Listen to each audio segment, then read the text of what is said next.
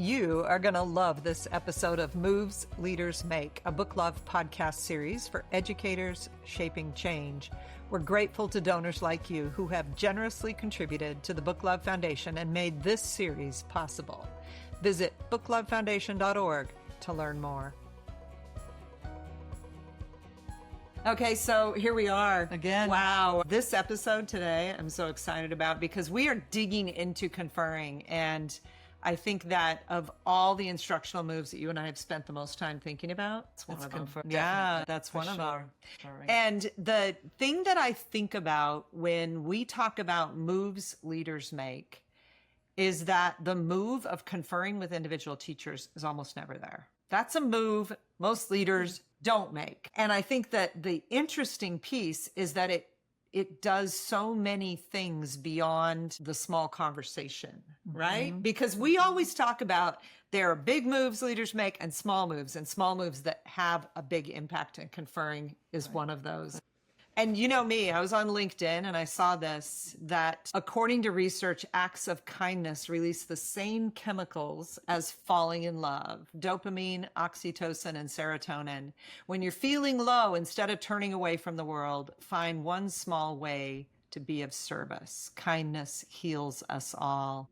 And that's from a master teacher advocate and dyslexia specialist, Kathleen Seaman. And she posted that, and I immediately thought of conferring, because conferring, this is the way I think of it, especially with the students I taught. When you sit beside a kid and you say, "Are you okay? How's it going today?" Right? Even before you're into the meat of what are you reading? What are you thinking about? That it is an act of kindness to simply give someone your full attention. And you do that so well. Well, I think our guest does it very well. Yeah, we know that. But I've tried to do that as an administrator in a school, is really value the human being of teachers. And the only way to do that is really be present with them and respect their presence and respect them as human beings. And I think that's what conferring does. And it really connects. It doesn't focus on the role of the individual. I'm the principal, I'm the assistant superintendent, and you're the teacher. It's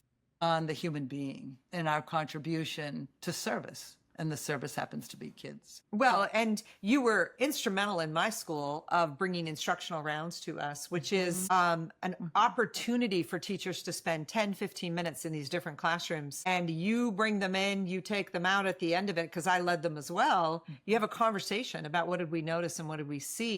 And you always asked us to leave a note, to acknowledge the teacher who'd led us in the classroom, because we don't, as teachers, enough of the time hear, "Man, I loved your room. Talk to me about this. What's on your wall?" or "How you organize that." Right. And that's an act of respect, an act of kindness for this hard work. So I'm thrilled to bring Samantha Bennett to the conversation. Sam is one of the huge mentors in my life as someone who taught me how to confer through a book called That Workshop Book. And what I've always loved about that book is a back and forth conversation that occurs most of the time via email, but it's a series of letters that either introduce or follow up on an interaction with the teacher. And it's been a great joy and a thrill to work beside Sam in more than one place and just to hear her thinking. So welcome, Sam Bennett.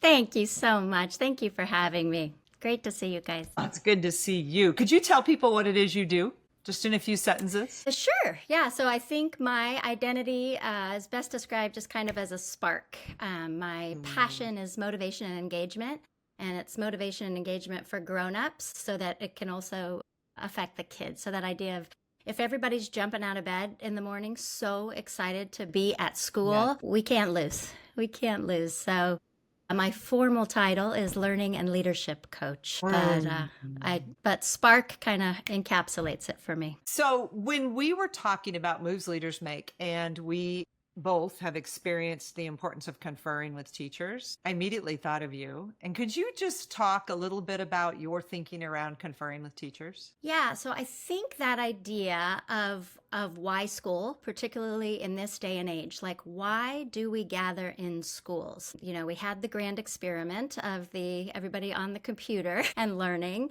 over COVID, and it just, for me, just tripled down on why we gather and what is the humanity that we need to access when we are together.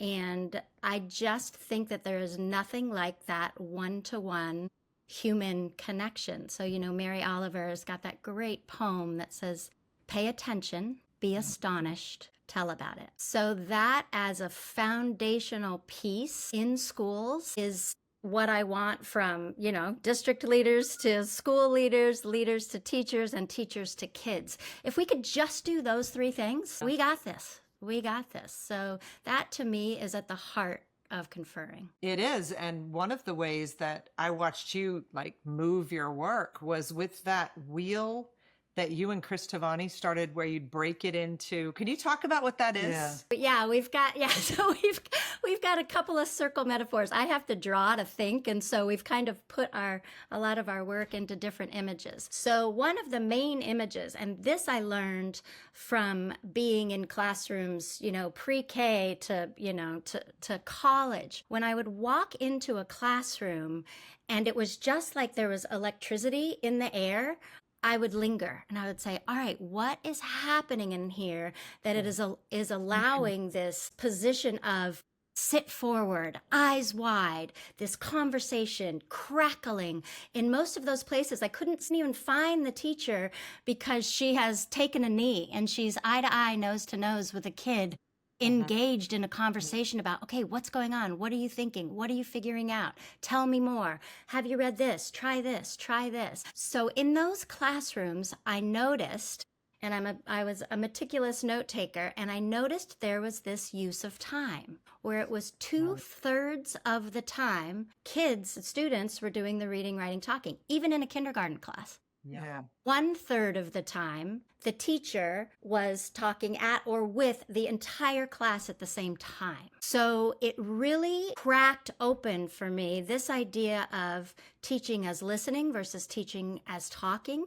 And it happened in every single classroom, whether I was in an 11th grade chemistry classroom or a kindergarten classroom. This 1/3, 2/3 balance happened over and over. So we drew it as a pie chart and thinking about what are those different chunks, because it's not that 2/3 of the time has to be back to back, Right. but that idea of how do we launch kids into read, write, talk, right? How much time do they need to get some depth? And then if we need to pull back and address the whole class, great, to either shift the task or shift the text, right? What is it? But what it also does is it frees up that 2/3 of the time for the teacher to do the kid by kid by kid. We found a structure to name it. And so this 2/3, 1/3 is kind of that golden ratio of time that allows the teacher to get in kid by kid to ensure that if you have a 60-minute class period, you can ensure that every single kid has 60 minutes of growth. So tell us a little bit more of that 60 minutes of growth. I'm interested in what it looks like for our I viewers. am too. That's what's so fun, right? There's no right answer to that question, but it's that conversation. And this is where leaders conferring with teachers, like, okay, we've got our learning target for the day. We know where it sits in the longer term, because we know there's no way to get every single kid to a target in 60 minutes if it's a worthy target, right? There are tiny little small things we can do, but the idea of the interaction between the daily lesson and the long-term unit, because we know what we need, like a series. So in my work with teachers, we don't plan anything shorter than 3 weeks. Sometimes math goals we can squeeze into 1 week, but every other content, if it's not worthy of 3 weeks, it's not really a worthy topic. We need to expand the topic. So that daily growth towards the long-term learning target. And the long-term learning targets have 2 criteria.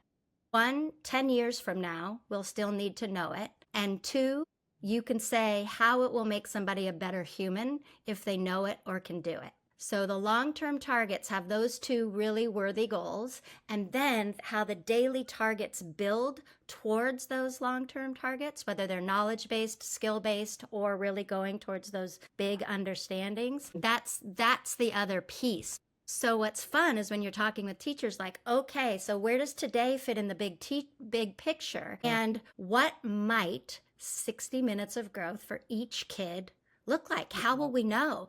Can we tell from annotations? What will we be able to tell from exit tickets? What will we tell from letting kids talk in small groups and walking around scripting what they're saying, right? Because the only way we know if kids are cognitively engaged is what they say and what they make. So that's the other key to that 2/3 of the time being for kids to read, write, and talk and hold their thinking in a variety of ways, both orally and in writing, because that's the only way we know what that might look like. My head just spins when I talk to you.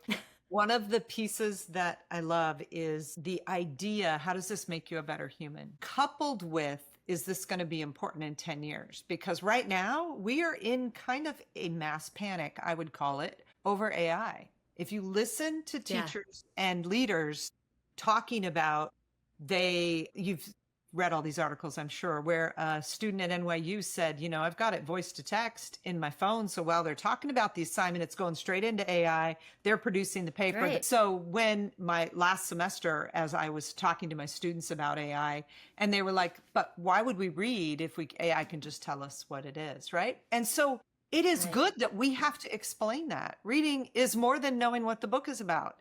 That is like the least thing I'm concerned about. What I'm interested the lowest bar, right? Right. Yeah, lowest bar. And yet, have we set up classrooms where that was an acceptable bar? Could you tell me what the book was about? And so I say to students, that is the last thing I'm interested in. This is the kind of work we're going to do so that you can tell me how this book is changing, what you think or what you believe or who you are. Right. And what you might do. Yeah.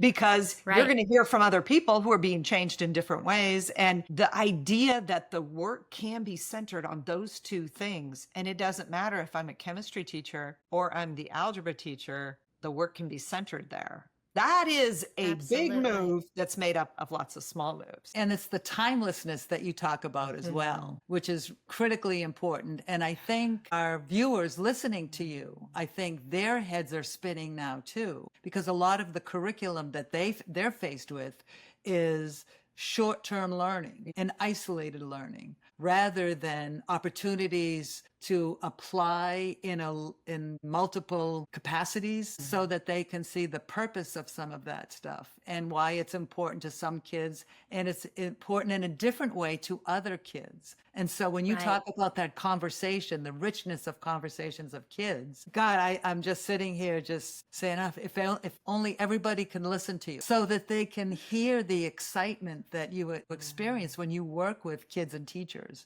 who value these same type of basic principles that you talk about. I got goosebumps because I too get excited about some of these things because I've seen it with kids. If they're given that opportunity, they thrive. And that's what we want. We want kids to thrive. And grown-ups.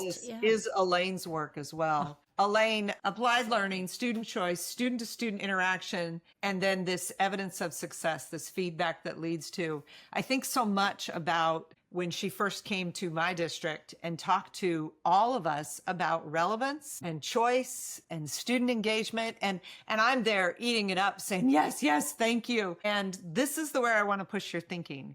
Because what happened in our school is very common across schools. And that is that you can move a big portion of the staff and then have people who won't move. And how do you have that hard conversation? You've got someone who is actively resisting. I think when people are actively resisting, it's because they haven't felt heard. And so the crusty teachers are my very favorite ones because we just start picking at that scab. I'm like, tell me what has made you angry in the past. Tell me, what do you believe? So this is another one of the triangulations that Chris Tavani and I work on with teachers, is that idea of what do you believe is the purpose of education? What are the practices behind that? And then the third piece is, what is the research? What researchers have your back? So it can't just live in that beliefs practice. It also has to have the triangulation of the research behind it. And usually the people that are crusty are like, been there, done that, seen that.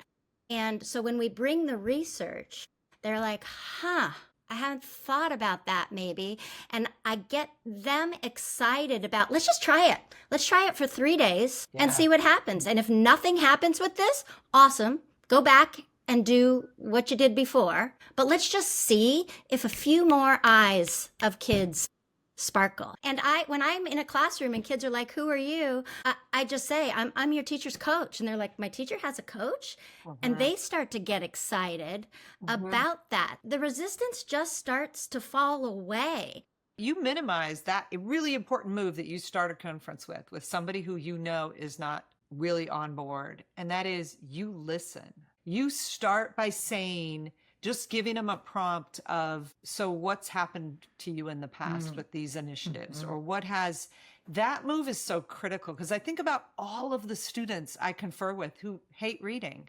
And I will say, talk to me about reading. I remember with this one boy, I said, is it hard for you? And he went, it's always been hard. Most people don't want to do something that's hard all of the time. And that listening piece is the piece we forget. I was conferring with a group of 8th graders in a teacher's classroom, and he had them read 2 books so slowly that 2 books took the entire year. And these kids were, and one of them I listened to on Audible on my way to the school, and it was written by a 45-year-old woman. It was her perspective on something. And I was like, imagine you're 13, 14 years old and you're supposed to stay in her voice, right? Right. But I can't go there with any of it. But I said, can I just confer with them about reading for the first 10 minutes while they're reading? And at the end of the lesson, he said, I want to know what questions you asked them, because you got every one of them talking. And I said, oh, it has nothing to do with the questions, because I don't know the questions that I'm going to ask. It is honestly just saying, so talk to me about what you're thinking about reading right now. And every single kid I talked to said what they were reading on their own, if they were, or something they liked in the past. So you don't lead with the perfect question. You lead with listening. No. Yeah. Well, and I think what you just named is the key to help both leaders and teachers confer better. Do not ask a question you know the answer to. Yeah. So when you say, tell me what you think about reading, you don't know the answer to that. You don't know the answer to that. So the first part of any question is, what do you believe about? Instead of, what did the character, how did the character respond? No, you say, what do you believe about how that character responded? Right. What do you think about that? Because that question, we don't know the answer to, right? Right. Especially if people are conferring about books they've already read or essays they've already written, you know what I mean? So I think 100%. that to me is the key to a better conference. You can only ask questions you don't know the answer to. And that's the same with a coach and teachers. I never ask questions I know the answer to, right? If I haven't done my homework and looked around the room and looked at the way they're holding student thinking and looked at their management systems and looked at their unit plan and looked at their lesson plan, I do not need to ask any of those questions. None, because I've done my homework. But this is so valuable for our listeners to hear you guide us through that thinking, because I think that that's a skill that not all leaders have, just naturally. And I think that's one with practice and with some very specific guidelines to just listen and have open-ended questions like you're guiding us to do, I think would do wonders with establishing a personal relationship with teachers. In my work, a lot of teachers just feel like one of the mass. Yeah. And so how they feel, and that's what you have addressed, is like you ask them how they feel about some of this sort of stuff. I think that's overlooked by many of us. And I've been a leader. And so I'm thinking a lot about, I remember a colleague of mine saying, I don't have time to confer with the 150 teachers that I have. And of course, my response is, you don't have time not to, because this is such an important skill. And for your teachers, you're modeling for your teachers an important skill that they can do with their, as you guys just talked about. Yeah. So I really appreciate what you're adding to the depth of learning to our listeners, because it takes practice to do that. One of our things that we've tried to work with teachers on or leaders on is having a conferring notebook, somewhere to take notes, that has a teacher's name on every other page. And because it's only through my conferring notebook by class that I can skip ahead and go, oh my gosh, this kid's been absent the last 3 times I did this. And I haven't talked to this kid in a while. Even though there's these little, like they come in the room and I'll be like, hey, how are you? Oh, so good to see you again. No, it's the conferring about Talk to me about what you're thinking about, what this first draft that you've done. Talk to me about where I can help you. What is it? If I don't sit down and have that 3 or 4 minutes, that is a different conversation, right? That means that kid feels outside of the conversation that we could be having. And that what we try to say with principals is you keep those, so you can flip through your conferring notebook and be like, wow, I've tried to see this teacher 4 times and I'm going to make that a priority today to spend 4 or 5 minutes with that teacher, because everyone can slip through and you have to have a system. And I think with AI, there's so many systems. I mean, colleagues are showing me these unbelievable ways to use just voice memo, right? Yeah. And just set your phone in front of them, and then it transcribes it, and then it synthesizes it. So, I mean, we can stay present and have other ways to take notes, but that for me, I believe civilization rests on a good thank you note, right? So that's why I really write, back and forth. Yeah. Yeah, back and forth. And email used to work well, but everybody's over email. So even just text back and forth, any way to document what was the conversation we were having the last time we met and what was the depth around that. But that's also why I think, like coaching cycles and principal cycles and focus, because we can't hold everything up here, especially principals with everything else they have to do. Oh my God, there's just no way. So, there's so many ways that technology can enhance our work so that we can stay present, human to human, eye to eye, nose to nose. Like, when someone is struggling and wrestling and stuck versus like completely engaged and energized. And that's what we need. We need to be little plugins of energy for each other when people are feeling low. So to ramp them up and get the energy we need and the energy that kids need to thrive. Like, they need us. They need us so much. I just have one question for those that are listening that are saying, I'm going to try this. If you could give them 3 things to think about if they really want to begin. It's the beginning of the school year. They want to start conferring with their teachers. What advice would you give them? Well, it's the 3 things Mary Oliver tells us. Pay attention, be astonished, tell about it. That's it. I love that. And we are going to put her poem in the show notes, because I have written that I don't know how many times in my notebook. It's just so critical. So we end all of our little interactions with leaders with this question. What are you reading? Let's see. I'm reading one book that has been blowing my brain called The Soul of Money. And it is by Lynn Truss. And the coolest thing about it is it's really about abundance, an abundant mindset, a scarcity mindset, and then this idea of sufficiency. What is enough? And I think that it just gets to all parts of our lives, and it has been really inspiring me lately. Okay, so since you say that, really big idea thinking that I think you would like is Your Brain on Art. And I love that book. Oh my God, I love that book. And I mean, since you say that, I'm going to put in a little plug. So because I've done so much curriculum development work with teachers, when a project ends, they just say, thank you so much. You have reignited my passion as a creator. And that side of me that I got into teaching that I thought I would be able to use so much more than I am. So I started a gathering that is outside of school to also reignite that spark. And it's called the Rutabaga Winter Retreat, and it's over President's Day weekend. And this year we have 4 mentor artists that are coming. And so you get 3 hours with each mentor artist, and then there's 9 hours of open studios to make. And there's meditative hikes, and there's sound baths and massages. And we have a 5-minute film festival one night. And it is just the joy. I really feel like I've created heaven on earth with this weekend conference. And so I would just love to put that out there. And Penny, taking a note from your Book Love Foundation, we also have a little Rutabaga Foundation to make sure that every single person that wants to come can join us regardless of money and costs. Yeah, that's great. And people can just reach out to me from my email in your notes, if in the show notes, if they're interested. Is this every President's Day weekend it happens? Yeah, so this was the first year. We had it for the first time this year, and now it's going to be a yearly every President's Day weekend. We're going to come. Good. We can't come this weekend. Yeah, we're going to come. Yeah. Okay. Sam Bennett, what a thrill to have you with us. Just to think with you for a few minutes, I just recommend everything you write. And anyone who hasn't seen you in action get to a lab site, right? You guys keep those on your website, right? You and Chris? Yeah, Chris has got, Chris is the website guru. So yeah, you can go to, I think it's just Yeah. christavani.com. Yeah. And then you can And maybe at a find conference us. somewhere. Find Sam Bennett Yes, and go see her. definitely. Listen Definitely, in person. definitely. What a joy. Thank you so much. Sam disappears from the screen.